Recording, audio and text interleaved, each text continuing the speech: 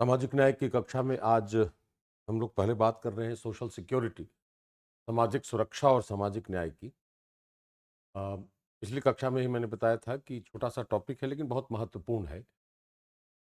संविधान में भी सामाजिक सुरक्षा की बात कही गई है और कैसे यह सामाजिक न्याय से जुड़ता है, इसकी एक संकल्पना हमें समझ में आनी चाहिए। उसके बाद हम लोग जो व्यवहारिक पहला टॉपिक है हमारे सिलेबस में, विकास प्रक्रिया और विकास उद्योग और सरकार के हस्तक्षेपनीय प्रयास, और फिर एनजीओ और एसएचजी की जो भूमिका है। तो हम लोग सामाजिक सुरक्षा को पहले समझने की कोशिश करते हैं।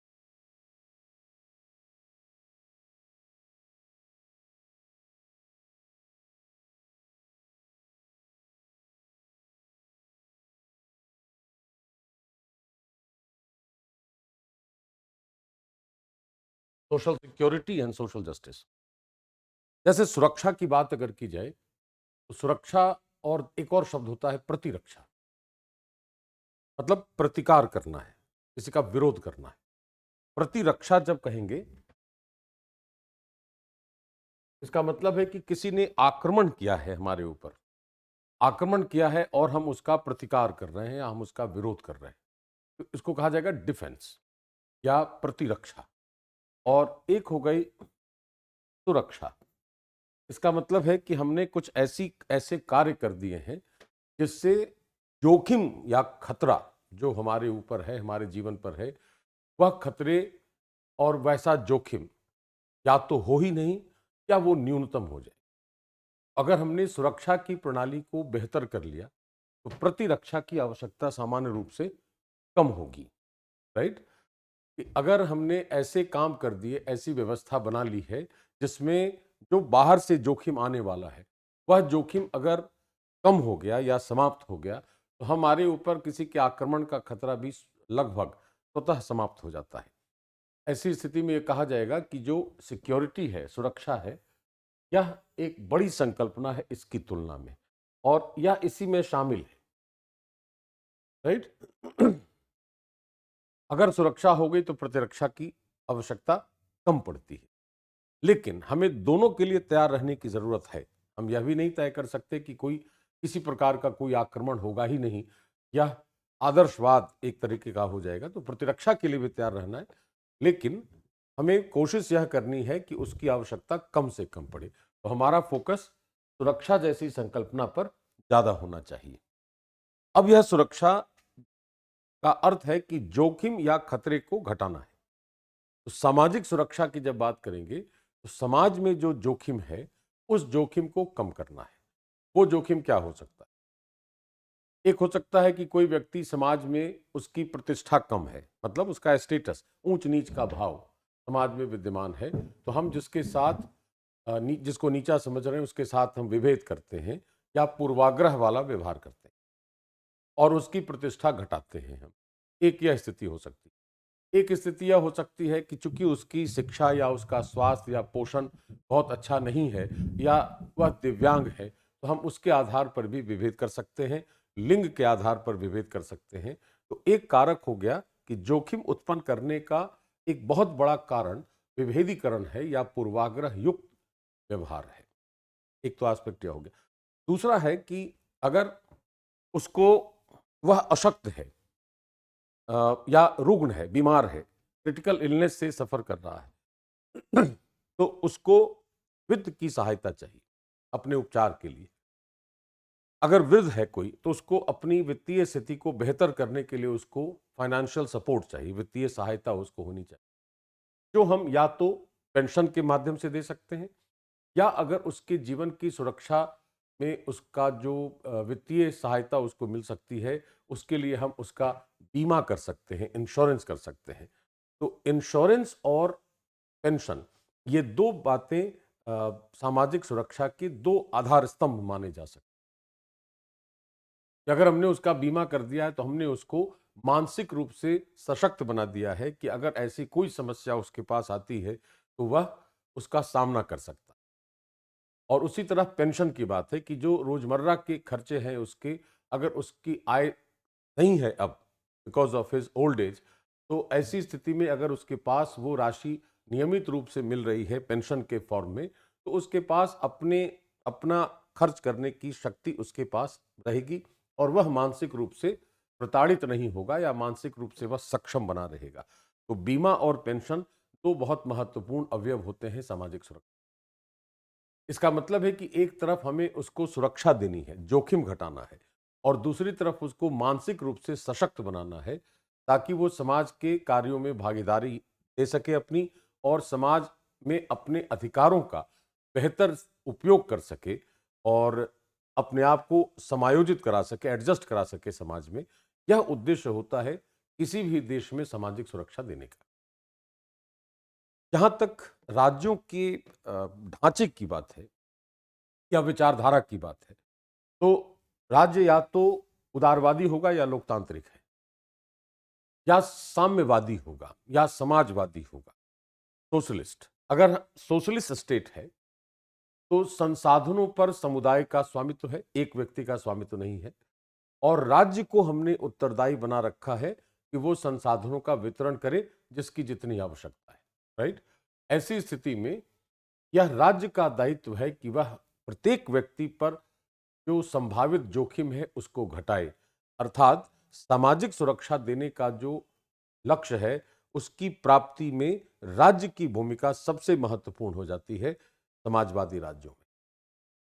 और संसाधनों पर चूंकि उसका स्वामित्व है, समुदाय का स्वामित्व है और राज्य उसकी देखरेख कर रहा है एक ट्रस्टी की तरह, तो राज्य का ही यह दायित्व होगा कि वह उन संसाधनों का वितरण कैसे करेगा और किस प्रकार व्यक्तियों, परिवारों, समूहों के जोखिमों को घटाएगा और कैसे वह उनको समाज की मुख्य धारा से जोड़ेगा ताकि उनकी प्रतिष्ठा पर कोई असर नहीं आए और उनको सामाजिक सुरक्षा इस रूप में मिलती रहे। ये इसका एक जनरल कॉन्सेप्ट है। Why social security, what exactly social security and why social security. सामाजिक जोखिमों, खतरों को घटाना या समाप्त करना सामाजिक सुरक्षा की बुनियाद है, और इसके लिए हमें बीमा और पेंशन जैसे कारकों पर सबसे अधिक बल देने की जरूरत होती है ताकि हम किसी भी व्यक्ति, परिवार को हम वित्तीय और अन्य रूप में सुरक्षित महसूस करा सकें और उसको समाज में समायोजित होने में किसी प्रकार की समस्या नहीं हो। यह सामाजिक सुरक्षा की संकल्पना। इसकी शुरुआत हुई थी अमेरिका की राज्य व्यवस्था से, जब यूएस सोशल सिक्योरिटी एक्ट बनाया गया था, और धीरे धीरे वहां से हमारे यहाँ भी वो प्रचलित हुआ। ब्रिटिश भारत में भी था, एक बेवरेज कमेटी रिपोर्ट हुआ करती थी, उसके आधार पर हमने सामाजिक सुरक्षा की बात की। वो आगे लिखवाता हूं।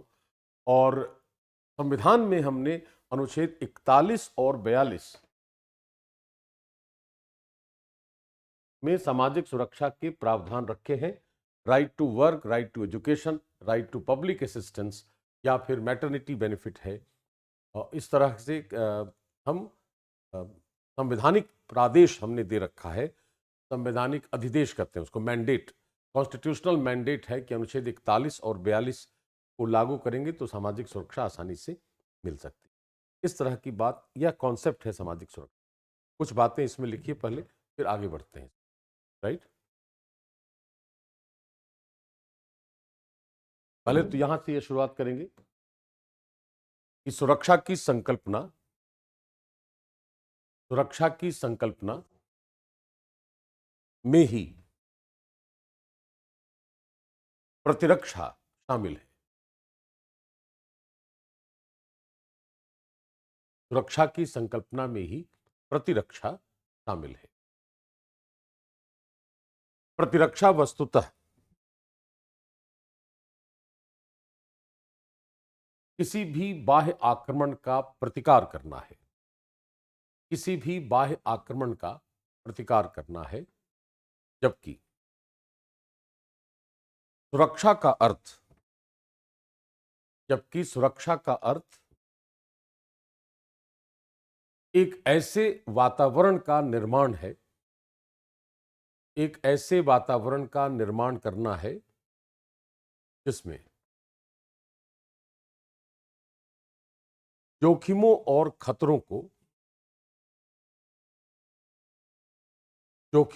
खतरों को समाप्त या न्यूनतम कर दिया जाए। जोखिमों और खतरों को समाप्त या न्यूनतम कर दिया जाए। राइट। सामाजिक सुरक्षा का अर्थ किसी भी व्यक्ति, परिवार या समूह पर, किसी भी व्यक्ति, परिवार या समूह पर आने वाले जोखिमों को कम करना है, कम या समाप्त करना है। आने वाले जोखिमों को कम या समाप्त करना है।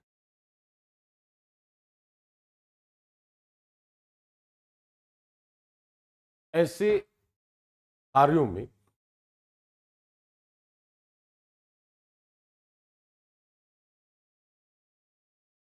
आय की सुरक्षा और स्वास्थ्य सुरक्षा सबसे महत्वपूर्ण है। ऐसे कारकों में आय की सुरक्षा और स्वास्थ्य सुरक्षा सबसे महत्वपूर्ण है।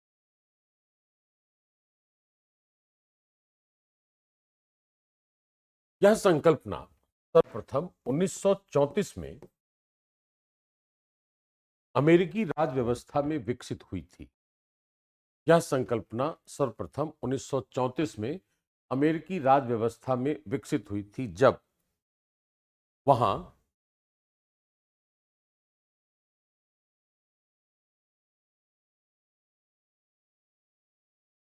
सामाजिक सुरक्षा कानून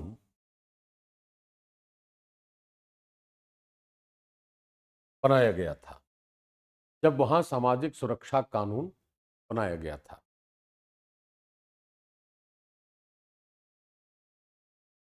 इस कानून के तहत, इस कानून के तहत आजीविका, लाइवलीहुड, इस कानून के तहत आजीविका और आवासीय सुरक्षा, हुए सही है,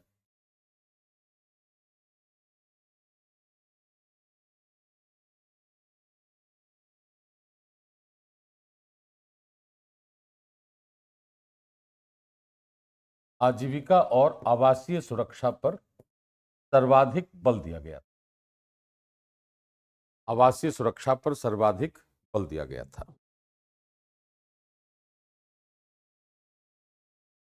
इसके उपरांत 1944 में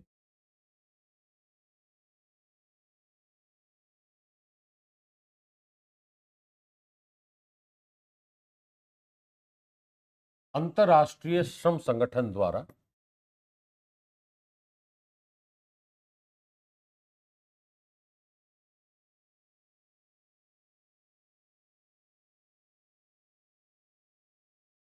फिलाडेल्फिया घोषणा पत्र का अनुमोदन किया गया। फिलाडेल्फिया घोषणा पत्र का अनुमोदन किया गया। इस घोषणा पत्र में यह उल्लेख है कि, इस घोषणा पत्र में यह उल्लेख है कि सामाजिक सुरक्षा सुनिश्चित किए बिना,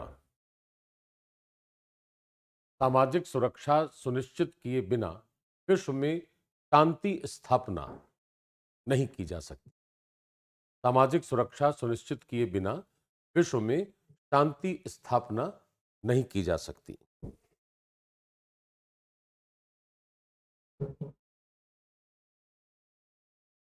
ये जो हमने अभी बात लिखी श्रम संगठन वाली, तो जाहिर है इसका फोकस कहाँ होगा? नाम ही है श्रम संगठन, तो जाहिर है श्रमिकों को जो सामाजिक सुरक्षा मिलनी है उस पर इसका फोकस सबसे ज्यादा रहा होगा, राइट। तो श्रम कल्याण कह लें या श्रमिक की सुरक्षा कह लें, जैसे हमारे संविधान में भी क्या है कि कार्यस्थल पर न्यायोचित और मानवोचित दशाएं होनी चाहिए, जस्ट एंड ह्यूमेन कंडीशंस, न्याय मिलना चाहिए, उसके साथ कार्यस्थल पर कोई अन्याय नहीं होना चाहिए और उसको मानवीय मूल्यों को ध्यान में रखते हुए उसको उससे कार्य कराया जाना चाहिए, जिसको हम कहते हैं न्यायोचित और मानवोचित दशाओं का निर्माण करना है। इसका मतलब है कि अगर श्रम को हम, श्रमिकों को जब तक सुरक्षा नहीं देंगे तो जाहिर है औद्योगिक अनुशासन होगा नहीं, क्योंकि श्रम और प्रबंधन का संबंध दृढ़ नहीं होगा। अंतर्राष्ट्रीय श्रम संगठन जो बात कह रहा है वो है तो ब्रॉडली सामाजिक सुरक्षा, लेकिन उसका जो फोकस एरिया है, उसके कोर में, उसके सेंटर स्टेज पर श्रमिकों के कल्याण या श्रमिकों को सामाजिक सुरक्षा देने की बात कही गई है। यह उसके अंदर उसका मूल तत्व है। राइट।